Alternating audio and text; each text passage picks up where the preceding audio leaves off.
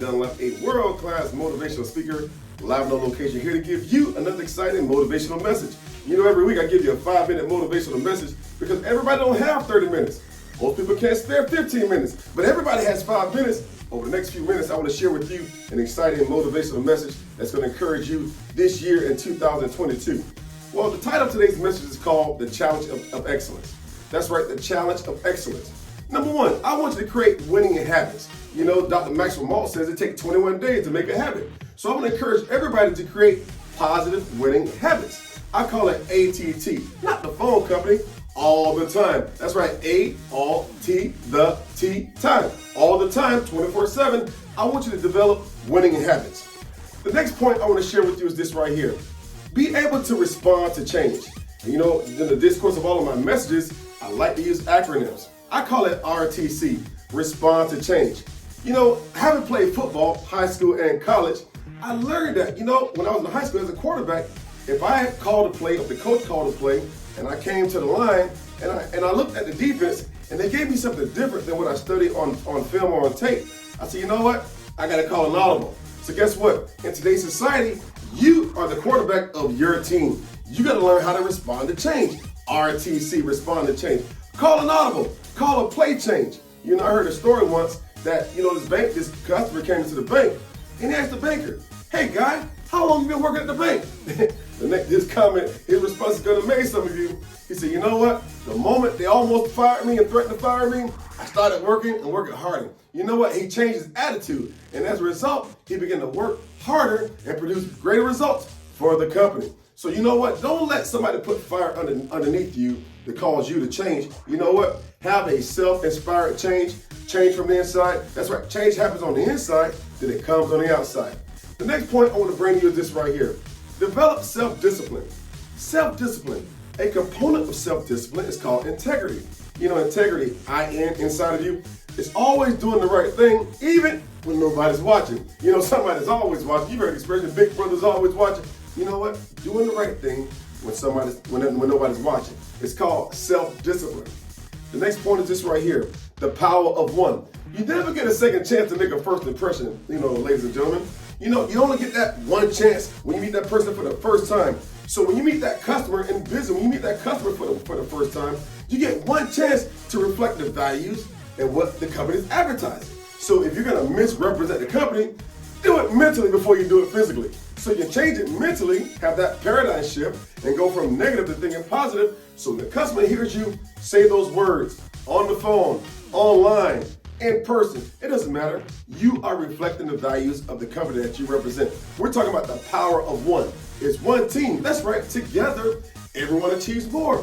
You reflect the owner of that company. You know, I heard years ago a great definition of the word discretion. A lot of people think they can do what they want to do at any given time. It ain't true. Discretion means this right here. Doing what's in the best interest of those who sent you. That's right. Those who you represent. That's the only discretion that you have. Now, if you're in business for yourself, you know what? You reflect yourself. So have the greatest level of discipline and discretion. The next point is this right here, ladies and gentlemen. I want you to commit to being a problem solver. That's right, solve problems. If you want to develop new business, get new territory, find a problem. Become a problem solver. You know, in football, you know, I played football, and I keep going back to football because that's what I'm going to focus on today. We had a lot of problems. The problem was maybe we were behind in score. The problem was maybe we started at the other end of the end zone and had to go to the far end of the end zone, 100 yards. We had to get first downs. We had to call the right plays. Everybody on the team had to execute their particular plays. You know what? So we can win and cross that goal line. Hey, call it touchdown. So in business, maybe you're facing a problem of debt. Maybe you're facing a problem of, you know, your product is not upgradable or you think it's not upgradable. Everything can be upgradable. Hey, look at your phone. Every so often, we get an upgrade message saying it's time to upgrade. So when you commit to solving problems, when you commit to finding the answer, when you commit to finding solutions, you know what? You are committed to winning. We're talking about the challenges of excellence. You got to be better than the competition. Here's another good point.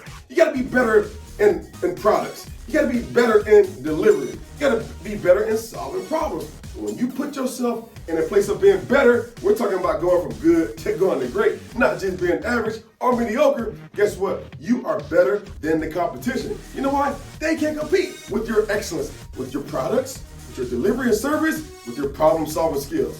And you have to get to a place where you just don't meet the customer's need, but you exceed their needs. How do you exceed it? Another good question.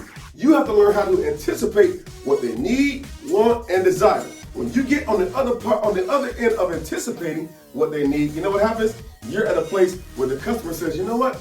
This person, this business, this employee is thinking past what I'm thinking. They're thinking on that next level. They're thinking about tomorrow, not yesterday, not even today, but tomorrow. Get in the habit of anticipating the needs. When you learn how to anticipate the needs, it leads us, it segues into our next point. It's called creativity. Everybody say creativity. So what is creativity? Another good question. Here's my definition of creativity.